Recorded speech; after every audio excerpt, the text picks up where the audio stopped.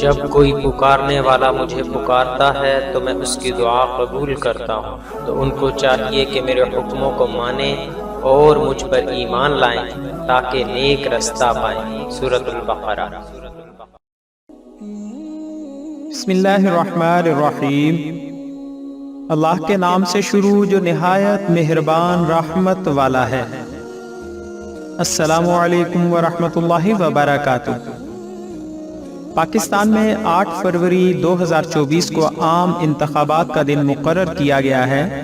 اس دن پاکستانی عوام کو اپنے آنے والے حکمران منتخب کرنے کے لیے ووٹ دینے کا موقع دیا جائے گا۔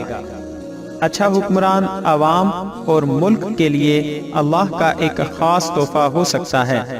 ہم سب پاکستانیوں کو چاہیے 8 فروری کو اپنے ذاتی مفادات سے بالا تر ہو کر ملک اور عوام کے مفاد کو مد نظر رکھ کر اپنی فہم کے مطابق اپنے ووٹ کو اچھے سے اچھے طریقے سے استعمال کرنے کی کوشش کریں، تاکہ آنے والے حکمران ہم سب کے لیے بہتر ثابت ہو سکیں۔ ساتھ ساتھ ہمیں اللہ کے حضور بھی یہ دعا کرنی چاہیے کہ اللہ ہمیں اچھے حکمران عطا کرے۔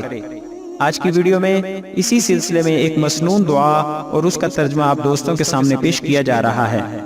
ہم سب پاکستانیوں کو چاہیے کہ ان ایام میں اس دعا کا اہتمام کثرت سے کریں۔ ملک کے لیے بہترین حکمران کی دعا۔ ویڈیو میں آگے بڑھنے سے پہلے نئے آنے والے دوستوں سے گزارش ہے کہ ہمارے چینل کو ضرور سبسکرائب کریں اور آنے والی ویڈیو سے باخبر رہنے کے لیے بیل آئیکن پریس کریں۔ شکریہ۔ یہ دعائیہ الفاظ سنن ترمذی کی حدیث نمبر 3502 میں روایت کیے گئے ہیں۔ دعا: اللہم لا تسلط علینا من لا یرحمنا۔